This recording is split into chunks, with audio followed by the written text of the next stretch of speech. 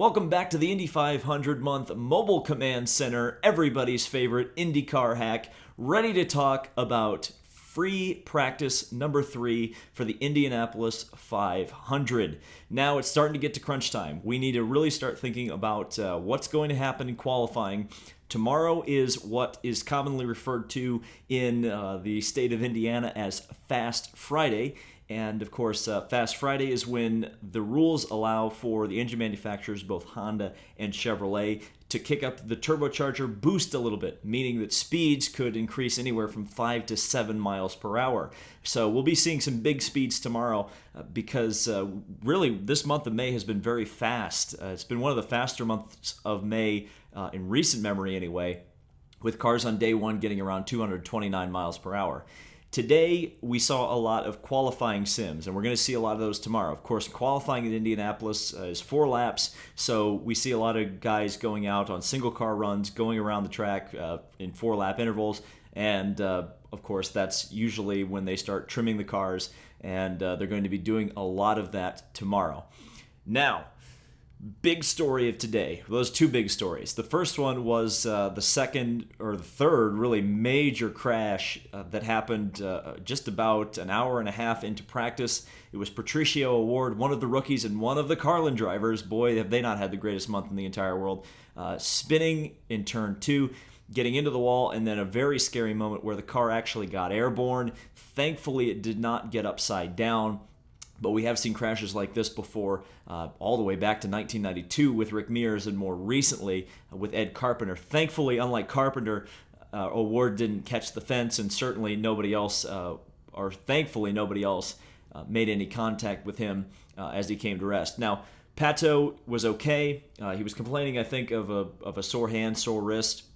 That's understandable considering how heavy the impact was. And Carlin Racing, at least at this point, is not going to go with that chassis anymore. I believe if that chassis is not a write-off, it's certainly not easily repairable. So what Carlin Racing have done is that they are going to bring the Max Chilton's backup car and prepare that for Pato O'Ward. Now that car is a road course car. So, you know, we were talking yesterday about Alonso, and believe me, we're going to talk about Alonso, but Pato O'Ward has gone straight to what I would say the danger zone is for drivers that I would look for to possibly be bumped. Not any kind of a statement about O'Ward or really even Carlin's preparation. It's simply the situation. You know, it's very difficult to take a road course car and get it kind of massaged to go fast on an oval. So that's the car now I'm worried about, specifically as one I can target and say, that car may be bumped. Another car that may be bumped, and I mean, I'm getting major Bobby Rahal 1993 vibes from McLaren right now. So they spent all night trying to rebuild the car. They had a new chassis, as I mentioned yesterday, or a new-to-them chassis. It was actually the chassis that Carlin prepared for them to test with Alonso at Texas. They essentially are taking all of the good parts off of the McLaren-built car and trying to put it on this car. Now, they worked all the way through the night, and there was some talk that they might get out on track around 2 o'clock today. That didn't happen. Then there was talk that they might get on track at 3 o'clock, then it was 4 o'clock, and then the rains came right before 5 o'clock. So they didn't get on track today. They've lost an entire day of testing. And this is the thing that I've been talking about since even the test, is that they have lost so much track time. It really concerns me. It concerns me a lot. I mean, because now, especially because they're increasing the boost tomorrow, now they have no data from, or very little data, with the regular boost, and now they have to go straight into qualifying trim, hope to find the right combination tomorrow and then Saturday morning, and then try to make it into the field. Now, do I think they're an automatic bump? No, but looking at it somewhat objectively, of the teams, they are the ones that have completed the least amount of laps. And that's where I get worried. That's where I get worried a lot. Zach Brown was actually here today. I don't know if he was scheduled to show up today or if he showed up because obviously there's a bit of a fire, or at least a bit of an ember going on at McLaren. So it was nice to see Zach Brown there. He seemed in good spirits, so it didn't look like it was full-on panic mode. And hopefully the addition of Brown around will help McLaren kind of get back on track.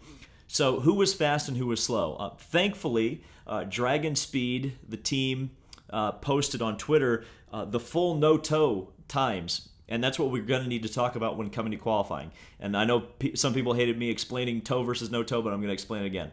A toe lap means that a car got the benefit of a slipstream or a draft. No toe means the car made a lap time without being benefited by another car breaking the air in front of them. So when talking no toe times, cars that are fast with no toe usually are fast in qualifying when, of course, there are no other cars on the track. So, top 5 in no toe. Colton Herta at the top at 225.4. Second place was Ed Jones at 225.2. Ed Carpenter at 224.9. Spencer Pigot at 224.8. James Davison for Dale Coyne Racing at 224.8, as well as Simon Pagenaud, the exact same lap speed at 224.8. Power, Kimball, Andretti, and Daly rounding out the top 10. Now, obviously, those are the guys that you would kind of expect to be running up at the front. Interesting that there's no Ganassi. In fact, Dixon is 28th on no toe at 221 miles an hour. So that might be something to look for. I know Dixon did quite a few qualifying sims today, but the guys at the bottom, now since Alonso had no lap, if they qualified today, obviously he would have been bumped. So who else would have been bumped? Felix Rosenquist. We need to talk about him a little bit. He was in a backup car as well, but they actually had that car out on track and circulating fairly early in the morning.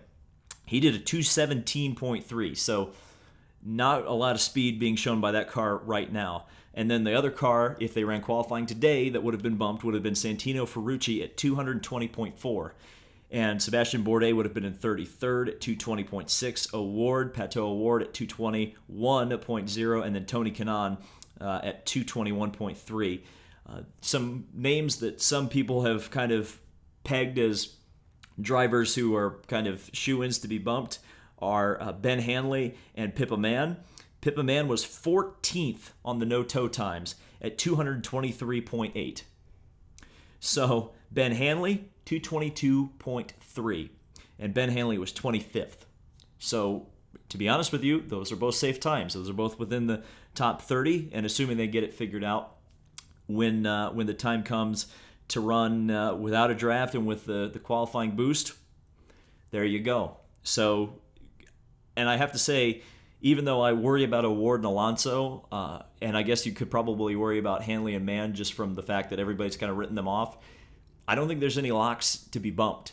And tomorrow's really going to tell quite a tale about who can get out of it without any crash damage and who can get out of it without having any kind of issues, or who's going to be fast when they turn the qualifying boost up, because sometimes an engine manufacturer like Honda will have an advantage or Chevy will have an advantage.